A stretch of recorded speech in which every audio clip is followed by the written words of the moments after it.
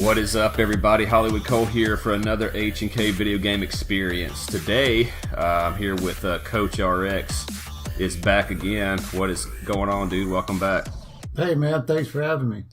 Sure, dude. He had a good idea to do some fighting games, and that's what we're going to talk about today. A little bit of Street Fighter, Mortal Kombat, and I'm sure it'll branch off. Clearfire is not going to be here today. He's catching up, trying to get well from the Chinese mist that's going across the U.S., getting everybody sick. Me and Coach are both coughing up, so we'll try to minimize it, but we're well enough to do this podcast, so it should be pretty good. So, what's been going on, man? Been playing a lot of Monster Hunter lately, looks like. Yeah, pretty much, man. I hadn't been hooked on a game like this since EverQuest. It's just, it doesn't get old. Are you working on builds, or what are you just working on? I know you're like level 150 or something now, probably. Yeah. I put off that new Call of Torath raid, or whatever you want to call it, till I was off work, because I didn't know what to expect.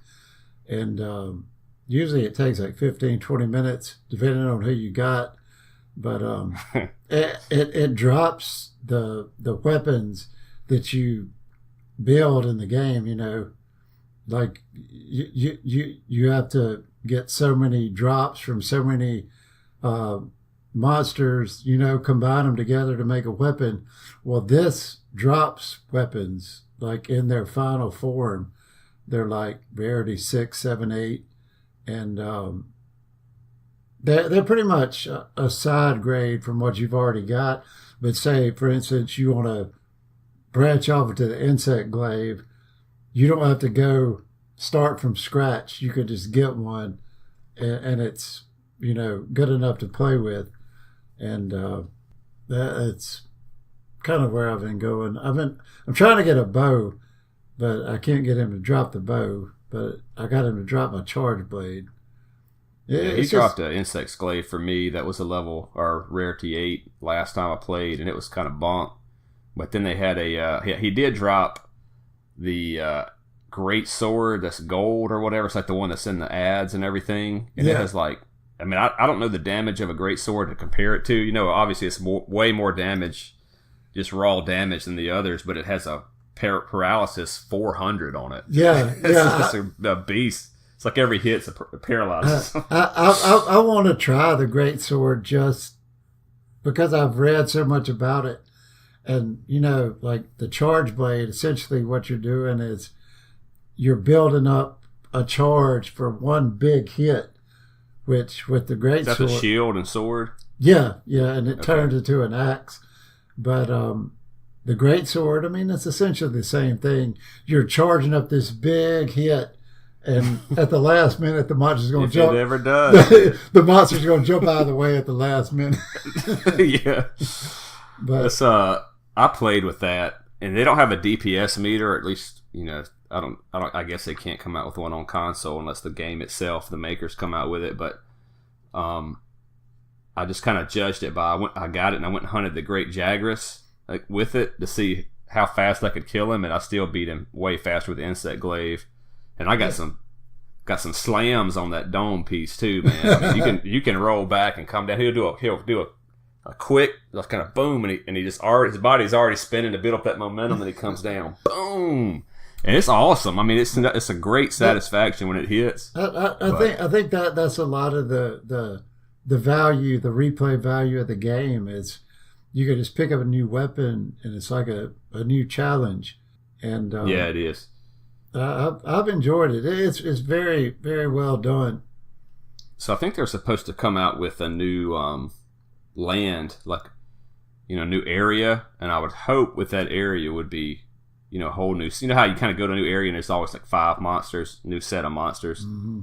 I would hope that would be included with that. I think that's their first DLC. That's what Clear was saying. But yeah, you forget how fun it is. I've been playing God of War, and man, man, it is so sick. I love it. I heard it's great. It is. Is it like your son is kind of like a palico? Yeah, exactly. Just kind of like a pet. That's exactly how it is. You don't have to like escort him, and that kind of crap where you would think, God of War ain't gonna do nothing like that. It's just straight. He runs around with his bow, and you can get him armor. You can get him, upgrade his bow, and he has abilities too. Like one ability, that's the first one I've gotten, and he'll shoot down on the ground, and the arrow will turn into like a white wolf and attack like 3 enemies or something. But you have an axe. It's the Leviathan axe. And he can throw it, and he always just can hold his hand and recall it, like just comes right back in his hand wherever it is. Like Thor. So, it's like a Thor hammer. It's exactly right. And he's got combos. He can go into Spartan Rage, but he has a shield too. And you almost want to throw that axe away, and he just starts beating. And the combos look so good. That shield will come out every once in a while. Boom. And it's really cool, and you can that's how you'll start working up. But they got the enemies have a bar above them now. The other ones, they didn't have that on the other God of War, and they'll have a level too. That was my swan song on PS3 was God of War 3. Yeah, that's a great game. I played it for the first time on 4. It was so good. When you start sacrificing sleep. That's right. You got to go to work, and you're like, okay, I get 6 hours of sleep. Well, some of the greatest minds ever. Yeah, you justified it. They functioned. They hated sleep. Up for 4 hours of sleep. What's it like? Thomas Jefferson slept 1 hour a night or something. Thomas Jefferson, Benjamin Franklin, they all slept 3 or 4 hours a night. So I started telling myself, that's cool. Exactly. I'm up here playing video games for 12 hours. But if I sleep for 3 hours only, it offsets it. Yeah. I can be a great man. So the enemies have a number by their name. They have the green bar, yellow bar, and purple bar of energy. And so it's and they do different attacks as that bar gets lower. And so if you see a purple, and you can beat a purple. I mean, they got little at some point. You go through the game. This is at the beginning. I'm not going to give away any spoilers if you hadn't played it. I don't want any spoilers, especially for the story. But at some point, you kind of get a boat, and you're just kind of in a big lake. So you can kind of go where you want to go. And there's a map you pull up, and it kind of tell you where things are. But you'll pull up on some big stone, a big monument of some sort. You get on the top, and you'll see this little glowing, like portal-looking thing. It's about the size of a basketball or something, and you stick your hand in there, and then also you don't know what it is. I mean, nothing tells you. And then the enemies jump out, like 2 or 3. Well, that's the first time. It's like it was 2 level 6 purples, and I was like a level 1. But I beat them. It took me a bunch of times, and I kept getting. If they hit you one time, you're dead, and because you're not supposed to beat them yet. But you run around and you can dodge, and you just kind of time their attacks, and that's what I like about it. It's skill based. Ended up beating them, and when you beat them, you get new runes that go that. Like when I'm going to say, okay, high perk chance that when you swing with your axe, you'll generate some health, or you'll generate Spartan Rage, or there's all kind of things you can get. You'll get a shield, invincibility shield, some strength will go up, your luck will go up, whatever, stuff like that. And you got runes that have cooldowns, that have special abilities, but it's not like you. And I think at some point you get the blades with the chains, that he always has, but I haven't gotten there yet, and I don't know how many hours I've sunk into it, but the kid just runs around with you, and the openings, and it's just good, man. The scenes are good. I like it. I've been addicted to it. I'm kind of, right now, I'm real big on the Far Cry series. Yeah, I got to get that one. Like that, I very distinctly remember when I bought the first Far Cry, and I mean, I went back and played it like a couple of weeks ago, and it still looks so good.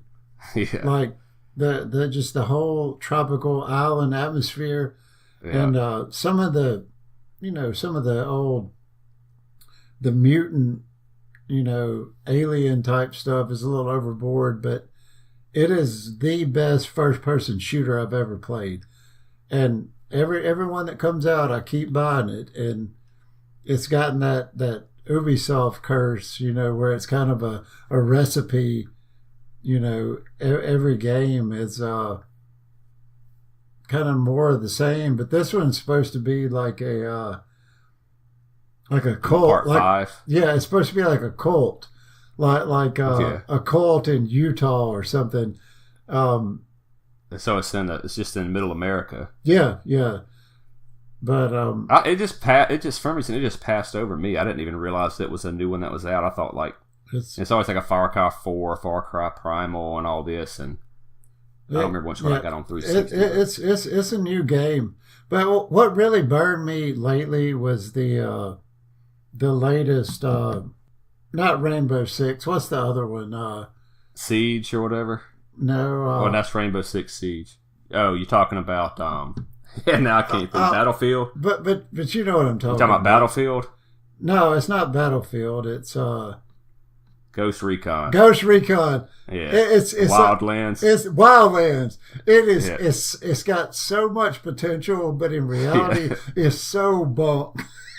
Yeah. I played the beta, and I drive into the Jeep, and it didn't even have any dust pop up behind my Jeep. And I was like, no, if you can't even put that in there, I ain't gonna play. It was one of those games that I stayed up all night, like trying to download, like manipulating my internet settings. My opening and closing, sockets, trying to speed it up. Let that data flow free. And then when I finally got it, it's like, man, this is so bull.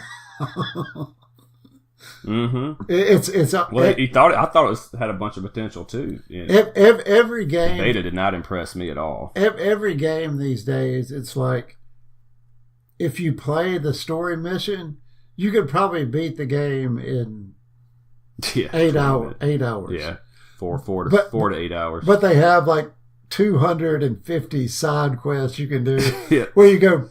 But it's really like 4 different ones. You just do them over. You go 200 times. You go pick some plants. Yeah. you go help some refugees get fed. Get the hostages out. Yeah. But it go assassinate a guy. In the reality, it does not matter one bit.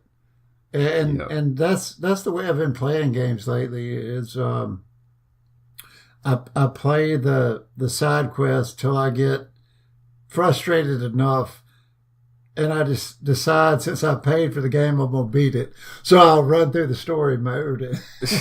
Yeah, and I'll get so sidetracked I won't even. My mind is like it just messes me up because I'm like. I'm doing a story, but then I don't want to progress if there's a couple of side quests because I want to be, uber powerful or whatever. So I had to go do all this. Like you mentioned one time, a long time ago, it's like a part-time job. That's exactly what it is. And then I'll get so into the side quests. There is a fine line between these games have to produce, enough side quests to where I can kind of, get a bonus for doing something extra, but not so much to where at some point you got to say, okay, I'm done with the side quests, even though there's more out there. But I hope I did the right one because the whole time I'm playing the game, I'm in doubt. Like, man, I wonder if I'm supposed to have a better gun or something right now. We're not supposed to have, you can't have that. It's not fun anymore. You're so scared you're going to ruin your experience. Yeah, because I'm not a big like replayer of games like that, and that's a great lead in to what we're going to discuss. Tonight, there's no side quests in Street Fighter or Mortal Kombat. It's just you log in to play the game, and you're not going to ruin your experience the next time you play. Back then, so it came out early '90s. I think Street Fighter 2. I'm just off the top of my head. I think it's '92 that it came out in the arcades. It's either '90 or '92. I think it's '92. But anyway, so the arcades were big in the 80s, and that's when you see everybody. Arcades were the money makers because it was they always had more power than Atari by far. And Nintendo came out in 1985, so the arcades still had more power. All the different graphics and stuff, and you just go crazy seeing them. So that's big money makers. That's when those arcades started popping up. You see them at Walmart. Remember in Forest and Walmart when you go in that little breezeway area that have 4 or 5, just a little extra money. And the kids would Cruising USA. Yep, Cruising USA, Ninja Turtles. Pizza Hut, had all the arcades. That's a perfect place for it. You'd order the pizza and you wait 20, 30 minutes for it to be ready. Have the kids go play. And, so it kind of sells itself. Hey, we're bored. There's an arcade over there. Let's go play. But, so they kind of had started falling out as video games, home consoles got more popular until, bam, there Street Fighter 2 hits arcades. and all of a sudden everybody's back in the arcade again, because now it's a experience you're against each other. I mean, everybody was playing with each other, with any kind of arcades. You want a ninja, the beat 'em ups, and then now you can stand out if you're really good at a fighting game. Yeah. And so that became, and I remember sitting in the arcade, and I remember playing. I think we were on like a family reunion or something, and you're sitting there fighting a guy, and then somebody would put a quarter in front of you, just saying they got downs. That's how it used to be, lines. I remember that. For obviously depends on where you were. There would be lines to the arcade, and somebody put a quarter, like, I'm next. I had no idea what that meant. I was like, man, what is that? So anyway, I'm probably, if it came out in 1992, I'm 12, 12 years old. So I go home, or I go back to mom, and they're like, how was the arcade? Oh, it was fun, but people put, what does this mean? They're putting like a quarter in front of them. She's like, oh, Marcus, that's when people want to play you. They're putting that quarter in there for you. So I'm like, what does she know about arcade games? She never played an arcade in her life. And so I go back and sit down there the next day, and they're putting quarters up there. I'm just taking them, bloop, and playing. So I'm taking people's downs and just kept playing. And everybody's like, this dude's got some cojones, man. I'm not messing with this guy. He just let him play my quarter. I will say one thing I remember very, very vaguely is Street Fighter 1. Mm-hmm. The original Street Fighter, it had Ryu in it, and Sagat was the final boss. And you could only play as Ryu, I think. I think so. I very vaguely remember that. But it was kind of like a retrospective thing, because you remember Paul that was out there in Hillsborough. No, I don't remember him. It was just a little mom and pop gas station, and that was the name of the store. Yeah, Paul and Sons. It was a gas station. Yeah, back when gas. What do you want to name it? Chevron, Conoco, gas. Gas was $1 a gallon, but I remember that they had Street Fighter. Okay. That they never had Street Fighter 2, but they had Street Fighter. I remember that. The only place that had Street Fighter 2. Dang, that's pretty rowdy. I bet that's probably a super rare game to have now. Arcade cabinet. They had a slushing machine, a slush puppy machine, and they had an Iron Man. They had Street Fighter and Iron Man. I remember those two games because I used to dig through the cushions in the couch for quarters to go up there and play and buy Dick Tracy cards and Batman cards. Nice. But I do remember. Sounds like a pretty cool store. I do remember Street Fighter 1, and I think that's kind of what, I don't know, appealed to me about Street Fighter 2 was it never tried to look like a movie. It looked like a cartoon. Yeah. It was Capcom characters have always looked like cartoons. And Ryu from Street Fighter looked just like Ryu from Street Fighter 2. With the gi with the sleeves cut off and the red headband, and it just. And then they got Blanca. It's just a random green monster that everybody just accepted. Well, I guess you would accept it. The dude has his arms that grow out, and I mean, of course, you're going to accept it as shooting fireballs and everything. But it is funny that everybody else is a human. And then there's Blanca. I loved it though, man. The only place in Forest you could play it was at Six Seas on Jones Street.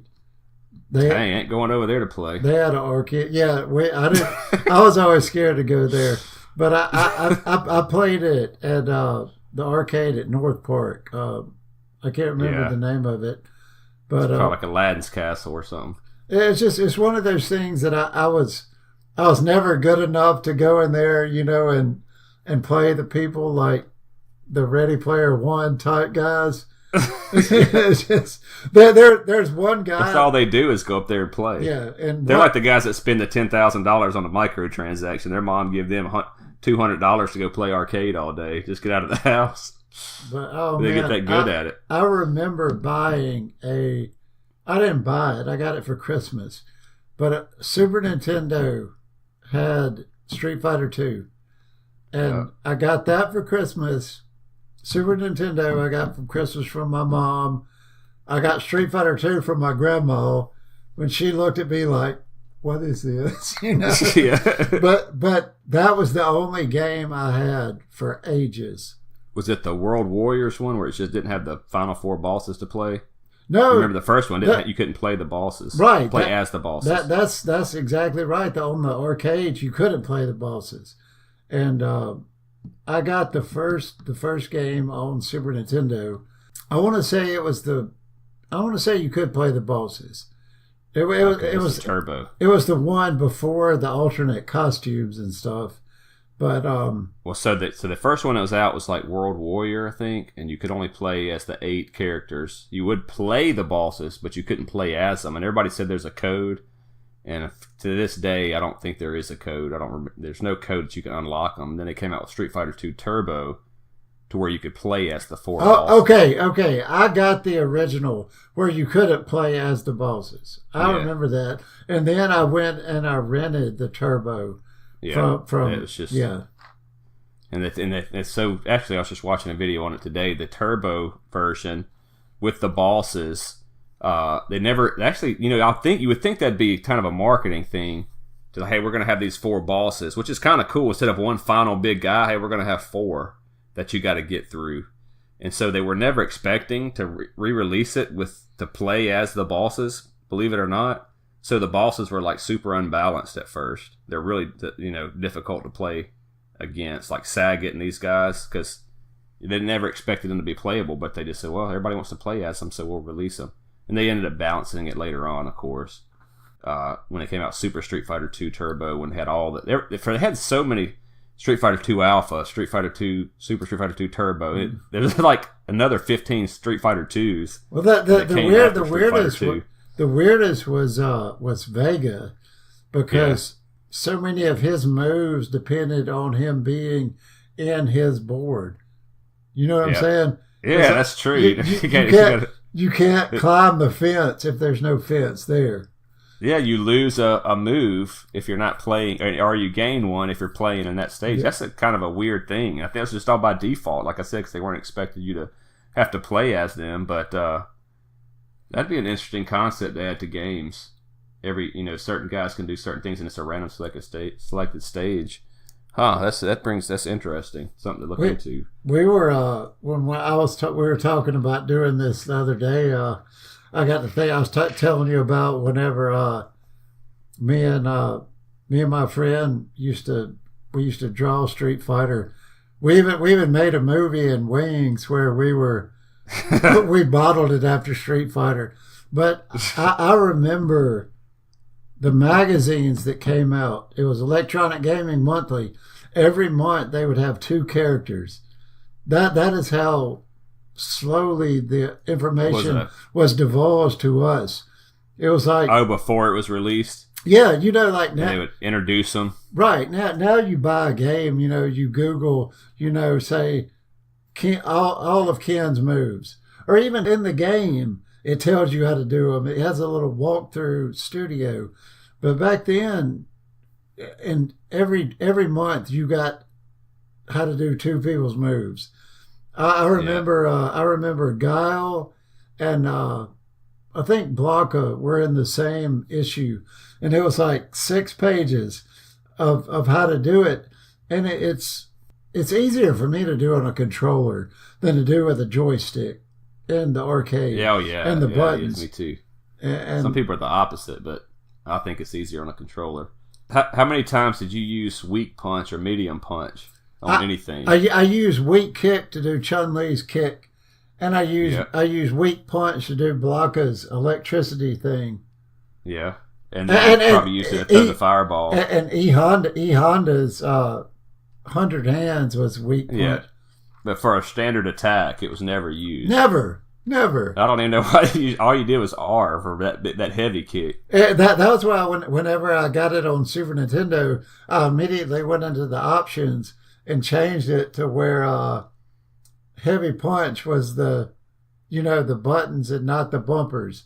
I was never.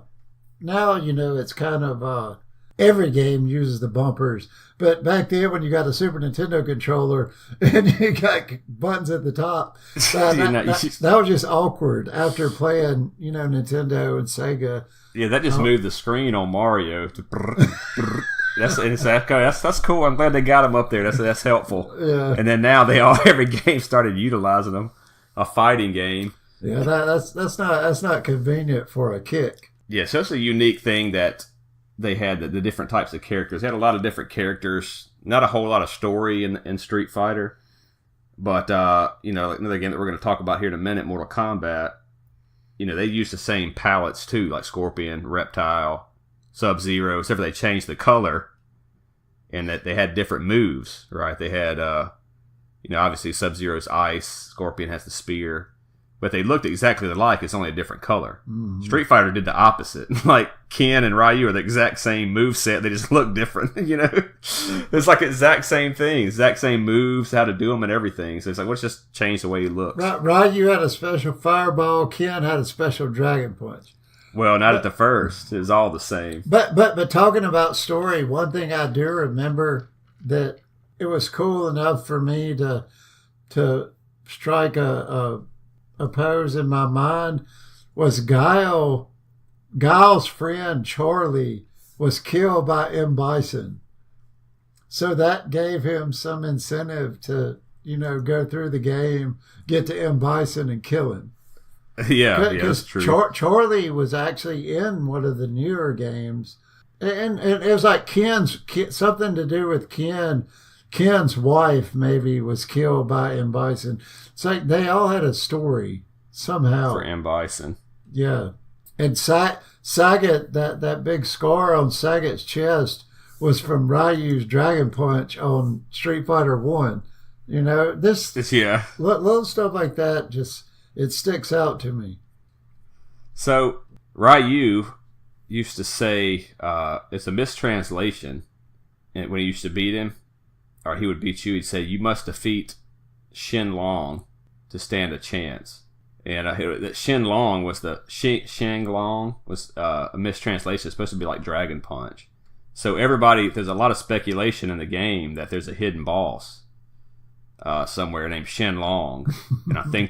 And so everybody's kind of talking about it. And then I think Capcom actually released a character, Shen Long, eventually, to kind of say, okay, well, whatever, we'll just go ahead and make one come out, some ultimate guy. But Street Fighter was cool, man. I don't remember it didn't have any blood or anything like that. It's like you said, it's kind of cartoony. You could hit them in the stomach and they throw up or something. You remember that? You know what I'm talking about? It's just random. Hit them in the face, they throw up, and it's like, dang, what is that throw up? I mean, it's got to be. But that's a pretty fun game because you play a lot. If you look back at the Super Nintendo version, then you look at Street Fighter V on PS4, they don't look that much different. And I think that the audience has kind of they've shown that that's what they want. You know what I'm saying? Yeah. I don't always want like I don't want to feel like I don't feel like I'm playing in a photo quality movie. It's a video game. You know what I'm saying? Well, there's some graphics that just stand up the test of time. Like you play, an old like Final Fantasy VII did not. The blocky characters and all that, phenomenal game. But when you go back, kids nowadays that start playing it, they're gonna be like, this game's graphics are bonk, dude. Old blocky hands and all this. Even the cutscenes, they look okay. But you have games like Legend of Zelda Wind Waker, or the cartoony Zelda.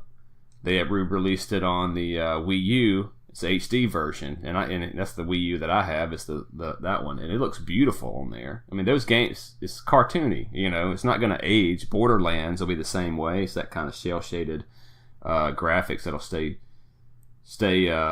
hold up for a while, same way that the cartoony Street Fighter does. And I played Street Fighter 2.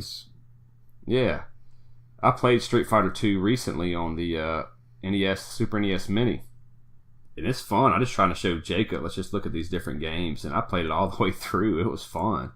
Got Ryu and went to work. Did you charge back and down for a sonic boom and a flash kick at the same time. No, I didn't even know you could do that for guile. That was one of the like secrets of old times, was that if you knew them, you could charge, because it was back forward or down up. You could charge both of them at the same time. It's kind of like you're beating the system. Yeah, I played it on difficulty 4, whatever the default one is. Some of you just can't go up to, but you think, this is the thing that's so funny, you think you're real good because you can dominate the computer, and you could probably dominate some of your buddies, but then you go play, they had the X-Band we've talked about on one of these episodes. You could play Street Fighter on the X-Band, and you'll get annihilated, man. I mean, it's just like these people are so good at it. I want to play it now. I'm going to go down. The last time I played it was on 360, and like the new one or whatever, Street Fighter 5. Yeah, I want to go download it on PS4 and play it right now. But there was a guy at the end of. Did you play the new one? Mm-mm. There was a guy named Seth at the end of the new Street Fighter 5. He's like the last boss, and what he does is he does every single character's moves. He might dragon punch you, and then as soon as you land, pick you up and do a spinning pile driver. I mean, it was, and he can teleport all over the screen. It was so. Wow. Oh man, I think I destroyed a 360 controller to him, but got an infinity gauntlet he just can snap and you're just dead. It's just you hadn't seen Avengers, have you? No, you talking about the new one? Yeah. No, I haven't seen it. It's a super weapon or whatever. He can do whatever he wants. But it's one of those games where like you take it all the way back to Mario. You get to the end, you beat Bowser, game over, boom. Yeah. Well, Street Fighter 5, you beat. Say you ought to get to the end, you beat Seth after all the frustration, and then it's like, okay, boom, you just beat difficulty 4. Yeah. Do you want to play again? Congratulations, you want to play difficulty 5 of 10. If you want to see anything, you don't earn anything for beating it on 4. Oh man, you got the privilege of getting to play the game on 4. And I find myself doing that a lot these days. As I get older, I'm not so much competitive as I want to experience the story. Not necessarily in fighting games, but story driven games like Last of Us. Yeah. I want to put that on the easiest I possibly can, and just enjoy it. Just to chill out. But these Street Fighter games, they're ultra competitive online now. Did you ever play Alan Wake real quick? There's a game called Alan Wake. I don't think so.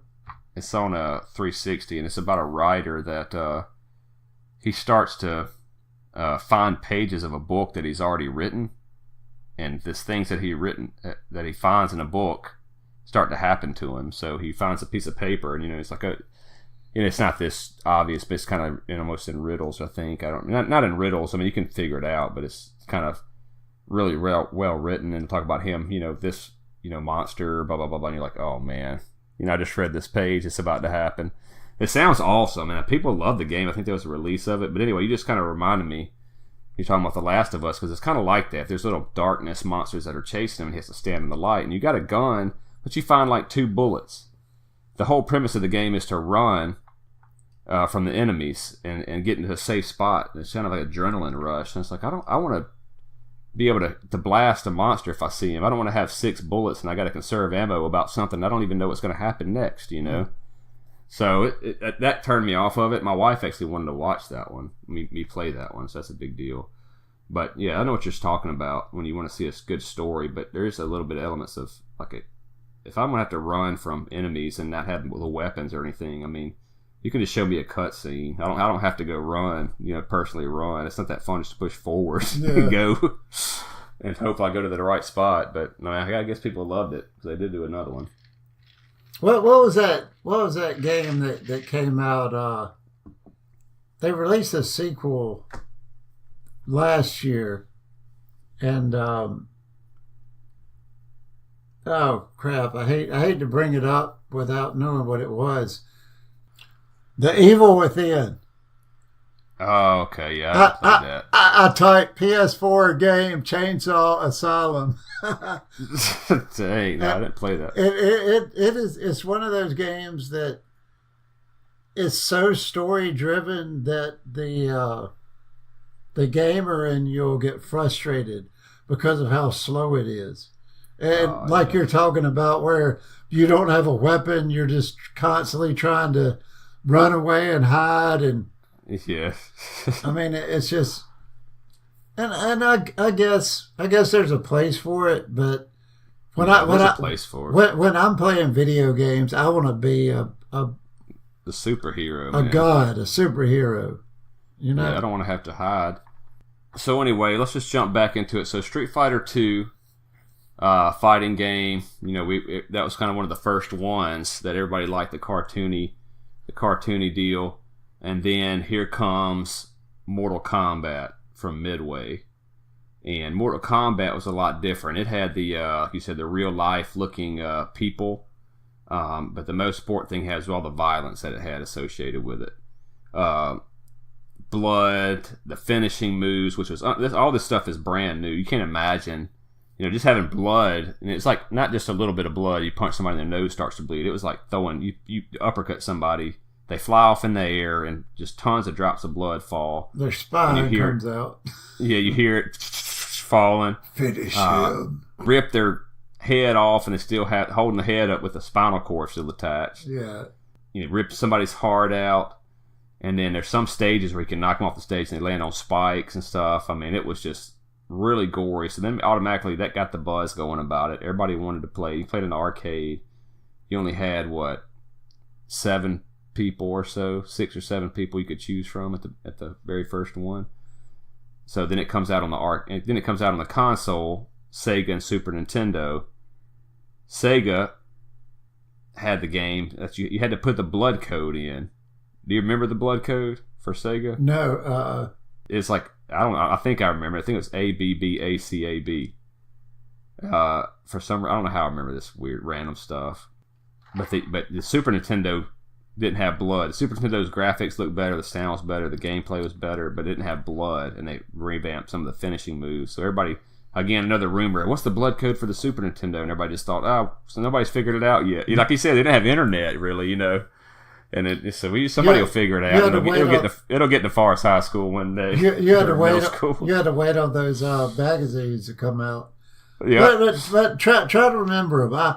I remember the Street Fighter people, but Mortal Kombat was Sub-Zero, Scorpion, Johnny Cage, Raiden, Kato, and then I don't know if you had Jax. You had Sonya. I don't know if you had Jax at the first. No, Jax was in the sequel. So you had Johnny Cage, Kato. There wasn't that many. No, Johnny Cage, Kato, Scorpion, Sub-Zero, Raiden, Sonya, Raiden. So I think that's only the 6. That's 6. There wasn't that many. No, Liu Kang. So 7. Liu Kang, yeah. Yeah, that's your 7th one. So, yeah, so it had the blood, man, and that's when everybody started piping up about violence in video games, and kids are going crazy now. And so they had 2 other games that were really under scrutiny. So it's Mortal Kombat, and then you had Lethal Enforcers with the gun, and Night Trap. And Sega knew that they were releasing these mature, because Sega's average player was like 22 years old at the time.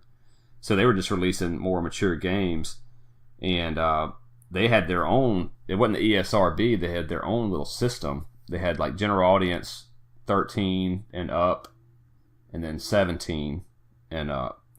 And Lethal Enforcer. You know what Lethal Enforcers? You remember that game? I don't. I never had a Sega Well, it came out on Super. You played it at the arcade. Me and Ben Russian used to love it. You just got the little pistol and you shoot bad guys with it. It's just a shoot. You just point the light gun and shoot bad guys. And like they had it come out for the Super Nintendo. You get the Justifier, is what they called it. It's a blue gun. You can get a pink one for the second player. And it shows like Joe Lieberman is a Democrat from Connecticut or somewhere up there. One of his workers' sons, like, I want a Mortal Kombat, Dad. And they said he started researching to figure out what it was. And he's like, hey, this is bad. So he told Joe Lieberman.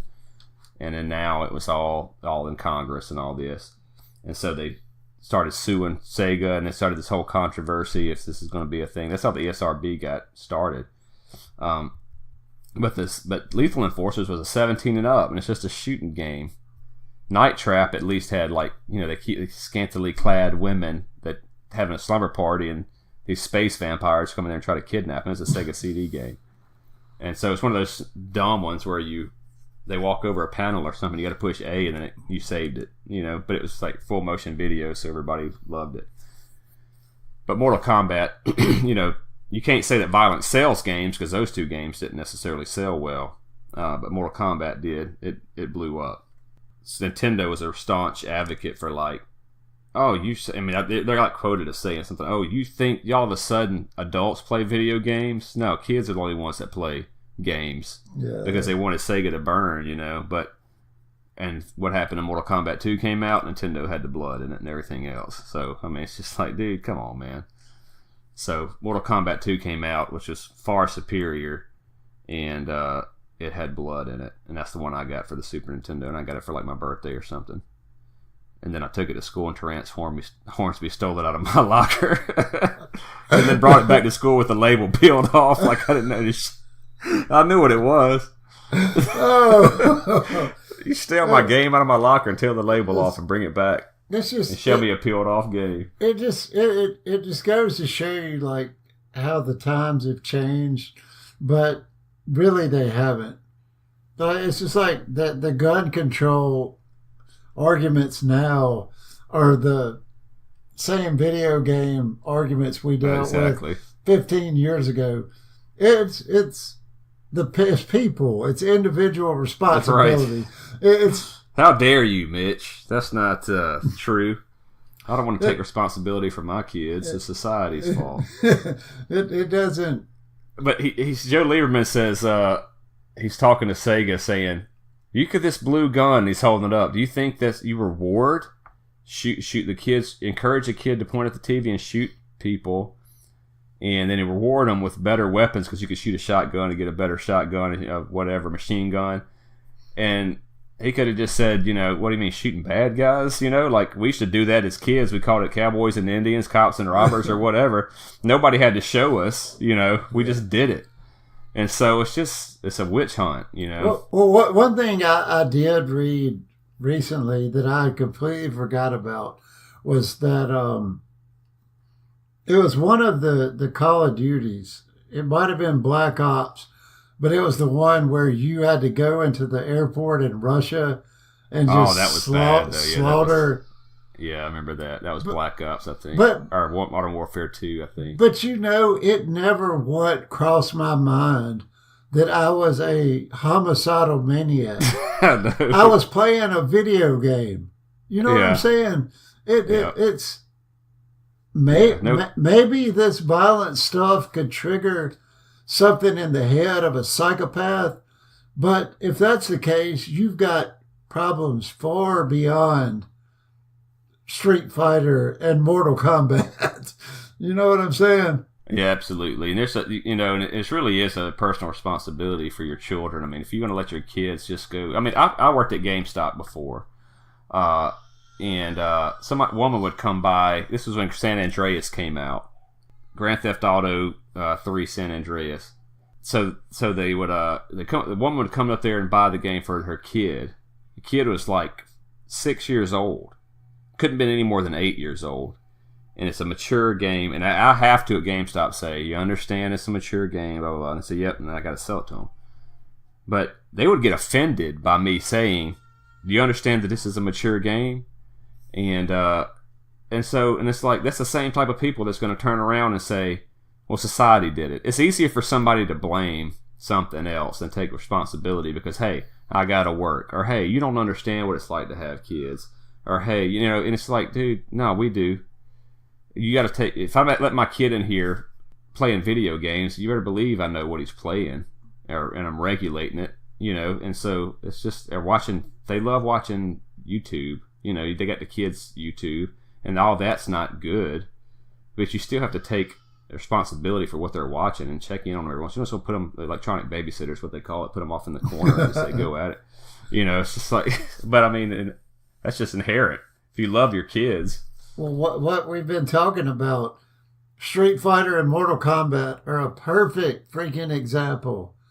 There's not a single gun in either one of those games. Yeah. You can be. People were fighting way before that. You can be as violent as you want to with your fist, and your feet. It's not that they'll find something, Me and Ben, we were in kindergarten. So we were 6 years old. We were the Flying Dragons and used to go beat up Darnell and Larry, and we'd do full on fights. And that was our every day, and they would be right along with it, and they'd want to fight back, and that was just what we did. Did you ever pull one of their skulls out with their spinal cord? Yeah. I was like, if I get you in a finish him move, I'm going for that heart. No, but that was before any of the video game fighting and all that came out. So it's just what boys do, man. I mean, it's just scapegoat. They're looking for something to not have to blame. It's human nature. HnK is turning political. Yeah, man. They got some peace in North Korea now, and South Korea. Trump. I'm sure Obama did something to do all that. Trump can't get no love. No. This girl the other night at that correspondence dinner, just hating on everybody, and the liberals eating it up. Makes me sick. What correspondence center? That correspondence dinner at the White House. This comedian was just like ripping on everybody, and they just got to sit there and take it. like Donald Trump's chief of staff, press secretary, whoever that Sarah Huckabee Sanders is. I mean, the liberals run the media. The media is what is the face of America. You know what I'm saying? Well, it's not the face of America, but I know what you're saying. They want it to be. But see, here's the bottom line. You can really simplify all this. And since I've been doing this HnK, I'm starting to notice it. But what's your average liberal age? 18 to 25, right? 18 years old to 25 years old. They're more likely to be liberal and vote liberal. And guess who your major consumers of media, such as Netflix, movies, music, 18 to 25. So it's not, they're just appealing to their audience. I mean, if you want to be in this type of business, you better appeal to them. And see, like a conservative doesn't care. I mean, you can have a gay scene or whatever, and you're just going to go, here's been thrown in my face again, or whatever, and rise above it and move on, and you can still enjoy the thing. But liberals will attack you for it, and they won't watch it. So it doesn't pay off to just do that. Conservatives can just shake it off and go, whatever, we're above that. It really will. One of my favorite quotes, I think it's from Winston Churchill. It said, if you're 20 and you're not a liberal, you don't have a heart. If you're not a liberal by the time you're 20. If you're 30 and not conservative, you don't have a brain. Yeah, it's true, though. And I'm the same way. When I was in college, I was, just bleeding heart, Yeah, exactly. You want it to be that way, but it can't. Legalize weed, hippies, gays, just everything, But at the end of the day, you have to have some freaking structure. You have to have some values, or society. Right. Society has to draw a line somewhere. You can do. This is the most free country in the world. You can still do whatever you want, but society itself has to draw a line, or it will collapse. Yeah, it's been proven. So anyway, man, yeah, I like Mortal Kombat.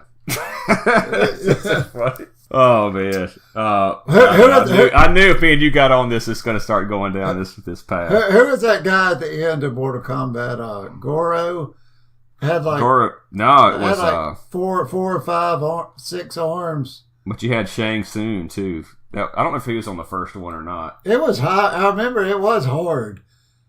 It was a very Goro was hard because the special moves didn't knock him down. Uppercut didn't knock him down either. Just keeps rocking back. It was a very difficult end game. But man, I just thought about that with Mortal Kombat 2. Now I was in high school. I was in 9th grade, I think. So that'd be 95, and I put it in my locker for 7th period. Had study hall, so I was scared that they're going to come check my bag and take it. Like, what are they going to? They're not going to take it. They're going to give it back at the end of the day. But you're so scared. And I put it in my locker, and I didn't have a lock. And I went and got it out and opened the locker, and it was gone. So Terrence Harmony's been watching me all day. Every movement I made, because he knew I brought it to school and looking for his opportunity. That's so orchestrated. And I remember Terrence Hornsby. I can see his face in my mind. Yep. Him and Kyle Wilkerson got in a fight, and Kyle Wilkerson whooped him down. So then he had to meet him up meet me at Conoco so we can fight again. And so we can try to win this time. I'm sure Kyle he just didn't even show up, but if he did and whooped him again, he'd be like, man, all right, well, meet me at Field House so we can fight again. Cat's Cave. Yeah. Triple threat. Yeah. But yeah, he was literally tracking me all day. And so, I'm like 15, man, and I got that for my birthday, and you don't get games. You'd have to mow, if I got $10 a yard, from my parents' house, I have to mow it 6 times, and it don't grow but once a week. It take me like 2 months to do it and to get it back, and then it's just gone. And somebody stole it. And then he brought it back and he showed it to me in Mr. Allen's class he didn't. I assume that's what it was. I can almost guarantee it was, with the label peeled off. And I literally just tried to take it real fast and run off with it. And he was just like, "You ain't slick. You can't take." I mean, come on, steal my stuff. You the only one that knew I brought it. Well, I don't know. Maybe he didn't. I don't know who stole it. Somebody did.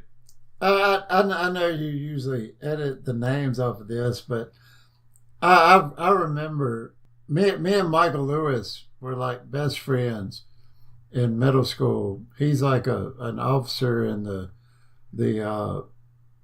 military now. I think he's in the Army, maybe in the Air Force.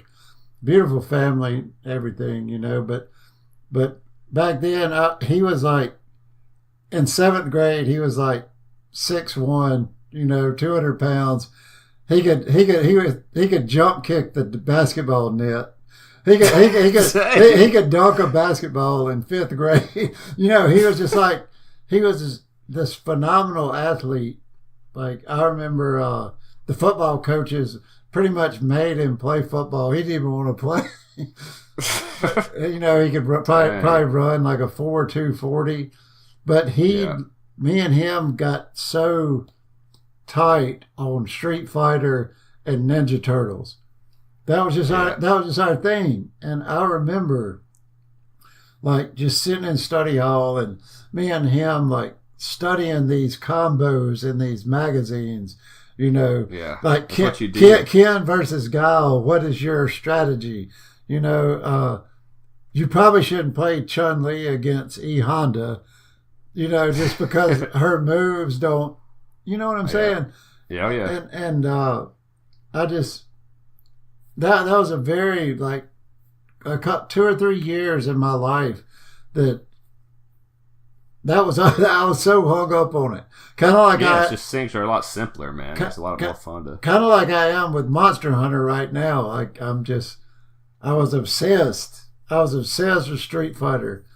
Well, you bring up a good point about, and you kind of mentioned it when we first decided to do the podcast on this about the, had those button combinations to do a move. That was unheard of back then. We didn't know what that was. And I know that Jonathan Robinson used to come to my house and play and get so pissed off at me and like because I don't know the moves, essentially better at it because I know I've studied the stuff, You do a dragon punch and learned it. Yeah, and he's like, if you didn't know those moves, I can't do anything because I don't know the moves. Like, well, then learn them. He's doing hard kick. Yeah, yeah. All you need is hard kick, dude. He's doing Just do this, and you had to pull them off on the fly, And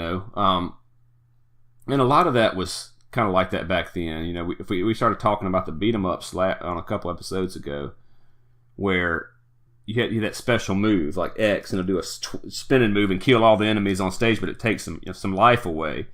So a 10-year-old is getting beat up on the game, and he has to make a tactical decision on the fly about am I going to lose more life using a special move or fight my way out of this? And so there was a lot of fast twitch. I mean, if somebody's coming in with a jump kick, you got to be very quick. Even now, you got to hit that dragon punch. Yeah. I mean, you got to be. Or Guile's one of his that backflip you had to hold down for 2 seconds, or something like that. So you have to be down the whole time you're fighting Guile. He just crouched down if you're fighting another guy because any moment he can do that backflip. What you're talking about with the dragon punch? When I play now, I pretty much just dragon punch over and over and over. It's dragon punch over and over. I throw fireballs if I'm starting to get beat. And that was what you were talking about earlier with the light punch. You could manipulate the speed of the fireball, or the sonic boom with the strength of the punch. I mean, just little things like that, or the hurricane kick. But you didn't play Mortal Kombat that much? I played the first one. Okay. If you just played the first one, it's probably not that good. I pretty much played Scorpion because he had the easiest finishing move. Yeah, R, up. And that's another thing. You got to push in a finishing move. This is one of the pet peeves of all these gamers. You got to push up in a finishing move. Your guy is going to jump. And it just basically, don't make up jump. Yeah, it's going to cancel. It cancels it out. You got to do it. But at least Scorpion, you push R, which was block. And that's another thing. All the ballers are like, you don't block, dude. Who blocks? You come in and rush, and get it done. But Mortal Kombat 4 on Nintendo, there was 3. Mortal Kombat 3 came out on Super Nintendo, and that one started introducing the combos. And so, because Tekken, the boss of all fighting games that we played, we'll jump into talk about for a split second, but kind of came out with those some more combos. No, sorry. Tekken was awesome too, but Killer Instinct came out and started introducing the combos, where that was like the thing. Ultra combos, just sitting there beating on somebody, and you just put one little button combination, and then you could just kind of watch the show.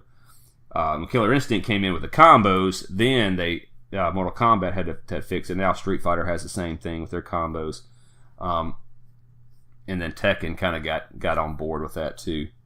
We didn't get into Tekken until Tekken 3, or I didn't. But Mortal Kombat, man, I think the main thing to talk about that was just the violence and the real look. And there's always been that debate when we were kids, kind of which one was better, Mortal Kombat or Street Fighter. And I kind of like Street Fighter. It's more arcadey. It was faster.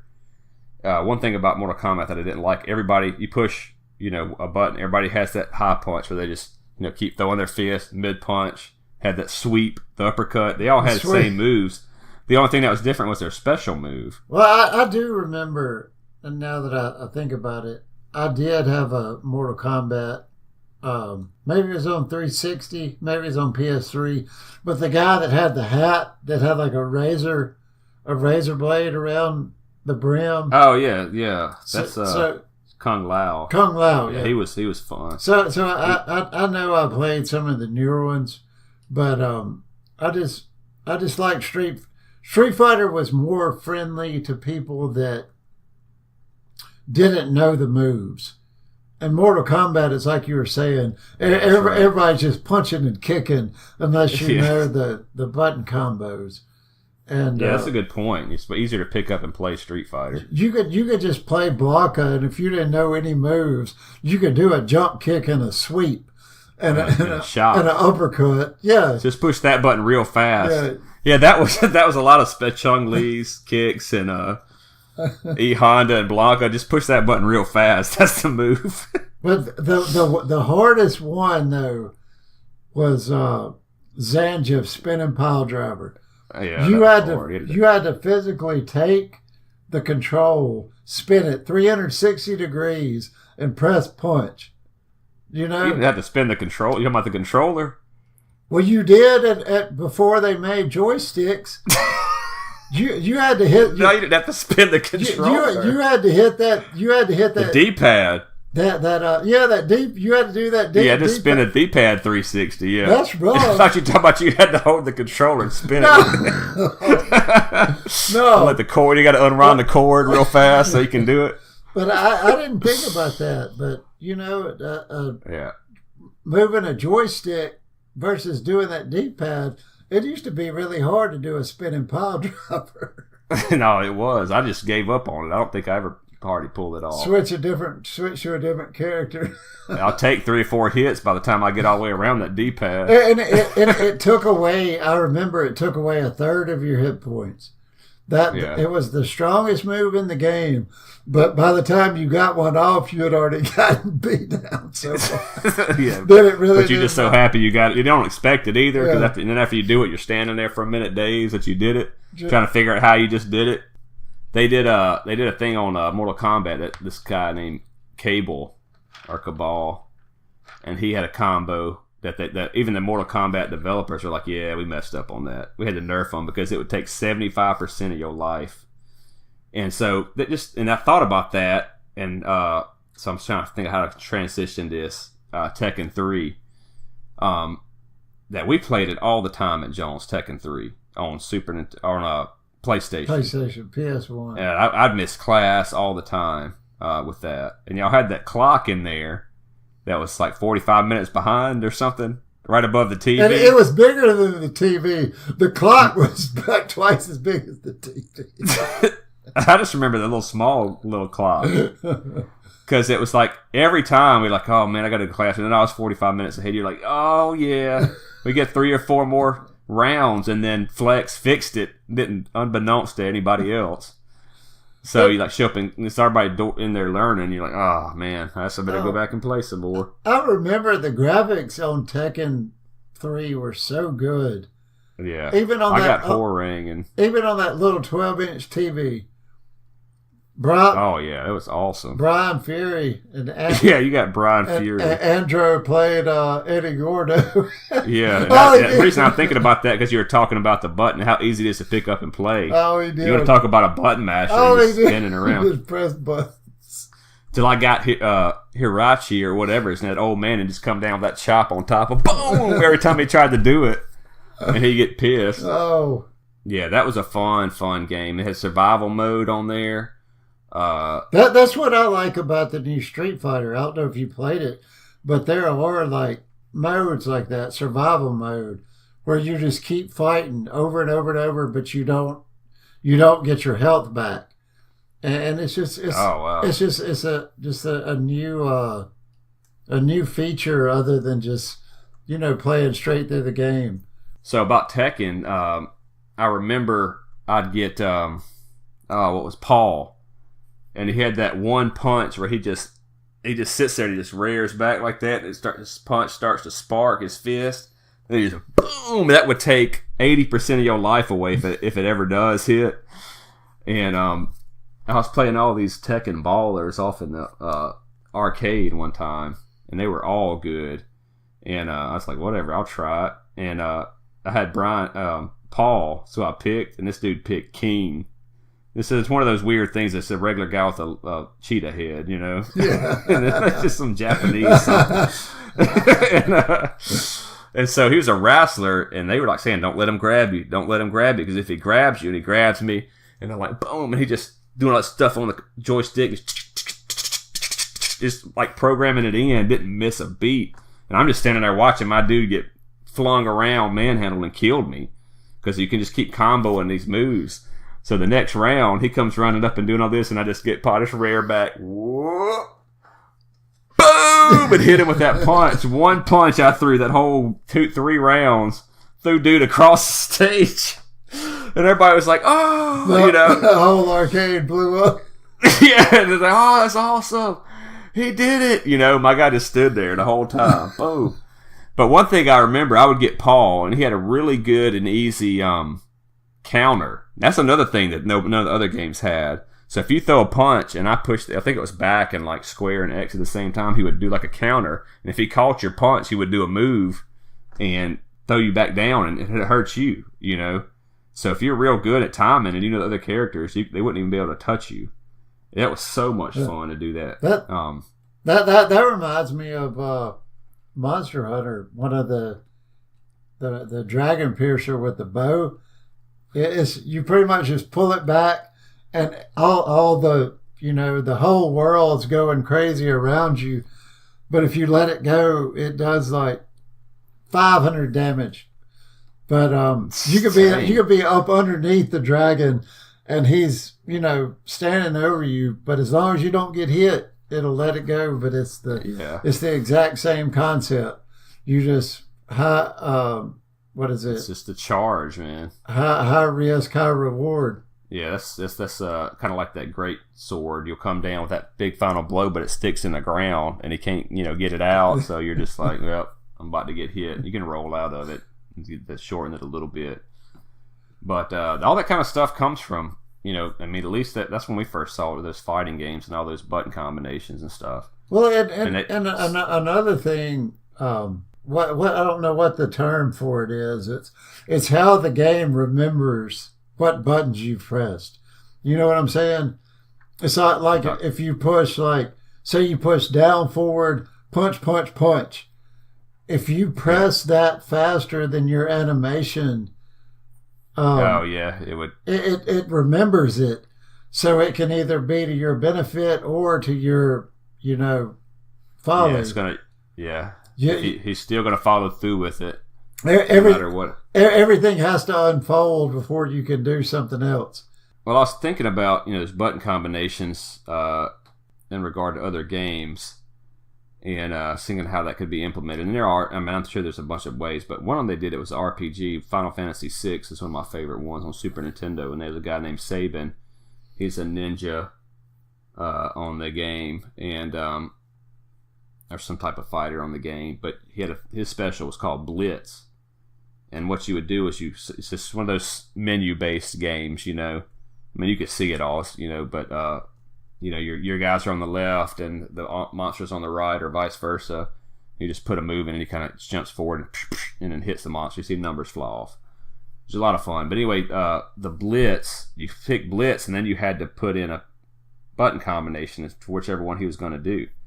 And one of his strongest ones was like this aura shot, and it was the exact same way to throw a fireball as Ryu, but it was just if you put it in wrong, you miss your opportunity. It goes away. He'll come out and it failed. You just put it in and push A, and then you just let the fight go, and you hope that he's going to come out and do it. But if you got it wrong, he just got it wrong. But it was pretty cool the way to implement it into that. I hadn't seen it done off the top of my head in any other way. Some type of button combinations in terms of, you see them in, I guess there's some in God of War to be, but it's more like, there's one move with the axe where it's just R1 is weak and R2 is powerful, so you push R1 3 times in R2 and he'll come down with a chop. That's some sort of button combination, but it's not like the sliding across the D-pad and that kind of deal that you see in those old school games. Well, there are a lot of these games nowadays that you could call it cheesy, but it's like Simon Says. Like, what was the old game where it tells you push a button, you push a button, say you're sliding down this. It's like real time. Yeah, you're sliding down this ramp. Action. A blade's coming down, you have to push circle to miss it.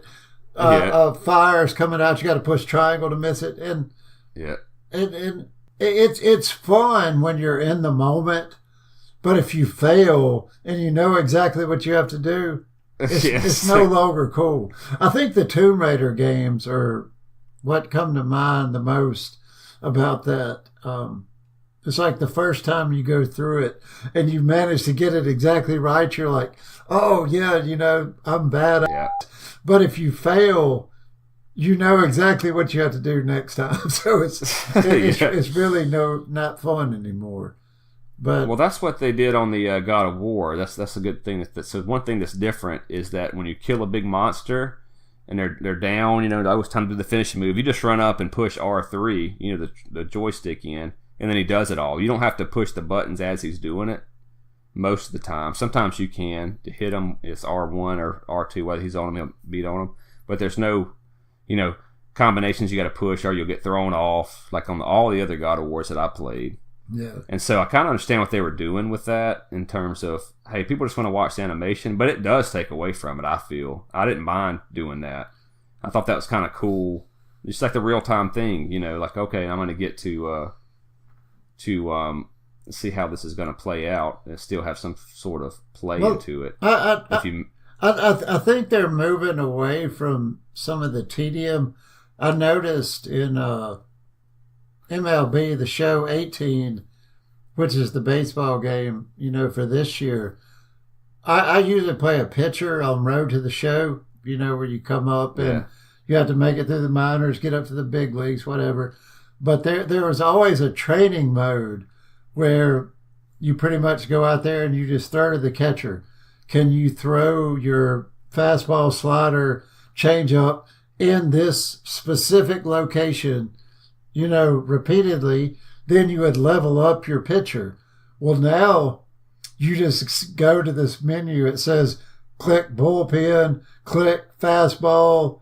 Oh, and he throws it? And no, it levels you up. You just, you pick, you know what I'm saying? It levels that fastball up. Right. Or it levels that. Right. It's essentially doing the same thing, but you don't have that little 3-minute mini game. And you know what I'm saying? And yeah, I guess I could kind of like that, but I can see what's your best pitch. But you see what I'm saying? They're taking these little tedious elements out of the game and just giving you the instant reward, which depending on how devoted you are as a gamer, you know, how do you value that? I couldn't play the show on a pitcher, man. You got to play every single batter when you're on defense. No, you got to pitch. Yeah, but I put the. I guess they can close you out. I put the defense on automatic. Everything's on automatic except me pitching. Well, I know, but I'm saying, like I play I played on 14. I wanted to see if I'd like it. I got MLB The Show 14, which I don't know anything about the players or anything. It's the same thing to me. And I was shortstop in the minors, but I had to get good at left field, or I could never get called up because I was on Tampa Bay, and so I had to switch to left field to learn how to play. But see, all I do is push. I don't even know what it's called, but it'll just go to my bat, or it'll go to a play that they're going to hit it to me. Yeah. So I can finish the game. The show moments, something like that. Yeah. Instead, if I'm pitching, you're gonna play. It'd take me, you know, in 2 hours, an hour to finish a game. You know, I guess it's not that long, but 30 minutes to an hour to finish one game. Well, there's like 100 and something games in a season. Well, that's what I get out of it, though. Okay. Because you know you're only pitching every 5th day, every 5 games, so okay. I enjoy the mind game between the pitcher and the hitter. Yeah, I do too. And sometimes I just want to play and I want to control everybody. But it's just. Are you good at batting? Does it matter if you're a pitcher? Pitchers just sucks at batting. Well, I know, but you bat though. In the game. Yeah. If I want to just like I have a Road to the Show with me as the pitcher, where I'm the only player, and then I've got a season where I'm the Mets, where I play with everybody. You know, which is it's just you gotta get what you want to out of it. Well, cool, man. I guess we'll go ahead and wrap this up. But dude, I enjoyed it, man. I did too. Glad you could get on here and get a rap with us, or with me. Next time we'll have to get Clearfire on here, and I enjoyed Edgy being on here. I don't know if she would want to be on a different game. But listen to this. Read up a little bit on this after we get off. The company Daybreak Games that bought EverQuest, they are owned by some people in Russia that have gotten busted for a bunch of crimes, and they think they're about to shut EverQuest down because of some Russian oligarchs. I mean, wow, it's serious business, and I hate it for the people that still legitimately play EverQuest, but it was Variant Games bought it, then Sony Online Entertainment bought them, then Daybreak Games bought them, and apparently the financial backers for them are some Russian, conglomerate that's come under fire, and EverQuest might go down lock it up because of Russian collusion. Wow, that is crazy. That's wild. MMO. I mean, how many of them do not exist in terms of? Well, I guess there's a bunch that have stopped, but something that's been going on for that long. And it's like, we're done because something stupid. That's the only. I don't know what's going on over there. That's the only way you could end it, though. Yeah, Russian collusion. Yeah. Somebody ought to email Putin or something and say, look, he might be behind it. Yeah, with his shirt off, riding a horse. Yeah. Oh, you can put it back out, but you put me on the cover of it. I'll make all the warriors look like Putin, and then it'll still be going. There'll be a hidden race called Putin Russians, and they all look like Putin. A new expansion. Oh, cool, man. All right, dude. Well, appreciate it, guys, for hanging in there and listen. Hope you guys enjoyed it, and hopefully can get this out quick and get you guys something to listen to. That's a video game based. So, all right, appreciate it. Thanks for listening. See you guys. Good night.